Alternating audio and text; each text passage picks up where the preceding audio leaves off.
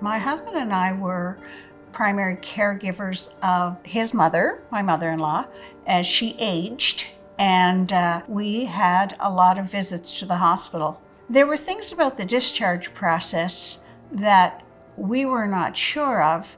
The nurse on duty at the time would bring in your documents to you, and they'd bring in your prescriptions and give them to you, and then they would send you your merry way. There was no place in that where you could ask, well, how should I? Well, who should I? Well, when should I? Or where should I?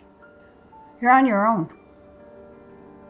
Lots of times people think, well, this is just standard care. This is what everybody should be doing. This should happen all the time. And we agree. But the reality is that it doesn't happen all the time. And we are discharging patients every single day. And so you think, you should be doing this every single day. Why do you need a tool? But it's actually in that process of doing it every day that we sometimes forget about the little things. And these little things to us in acute care are not little things to patients.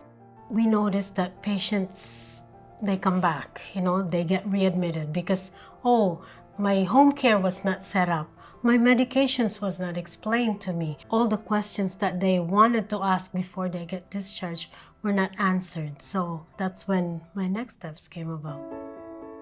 My next steps is a patient-developed tool to help prepare patients for when they leave the hospital. So it's really prompting questions for things to think about when you get home, about the supports you're going to need, how you're going to manage when you're out of the controlled hospital environment, and in your day-to-day life to make sure that you are successful when you get there, and that you don't have to come back to the hospital and visit us again. My Next Steps has been designed and written for patients, by patients. In addition to that, it's also designed to help families so that everybody knows what their role is. And it makes life so easy when people go home happy without any questions. My Next Steps is delivered to the patient when they are deemed pending for discharge. And then if the patient has any questions, then the questions will be directed to the bedside nurse. Then the bedside nurse will answer what they can, and if it's, for example, a social worker that the patient needs, then the bedside nurse can consult the social worker so they can be helped with whatever they need. It's important to know that this isn't just a checklist. Check this for pills, this one for home care, so on and so forth down the line. This is an actual conversation in which you, as a patient, can express your concerns. My Next Steps has helped the patient be more empowered in understanding what their disease was, why they came to the hospital, how they can help themselves when they go home. They're less scared, less overwhelmed, and they know what to do when it happens again.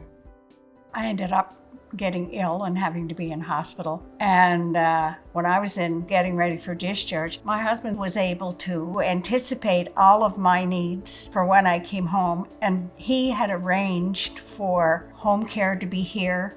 He had arranged equipment that I required, and it was a real guidebook for him, and I made an amazing recovery. We develop plans and tools and things like that really guide our processes, but it is often from our perspective. And that's where having patient and family advisors involved, sharing their lived experiences, gathering those experiences from others, finding those common things that frequently come up for patients when they're discharged, and then being empowered to be part of that process was really important because there wasn't really anything that existed from their perspective. It's important for patients to feel empowered in the discharge conversation because it's all about them and their health. And they should have a say, they should have confidence that they're going to be listened to, and also they should be able to ask questions in confidence without feeling that they're putting anybody out. My Next Steps is available on My Health Alberta, which is available and accessible for patients at any point in time. And we've pointed people to My Health Alberta, particularly because it has recently been translated into 28 most common languages in Alberta. They can scroll down to the bottom of the page and find their most appropriate language. So it really widens the accessibility so that all patients can benefit from these questions. I think what I'm most proud of being able to support this work is empowering the patients to be able to ask questions. It's really very special to be able to be a part of supporting this work.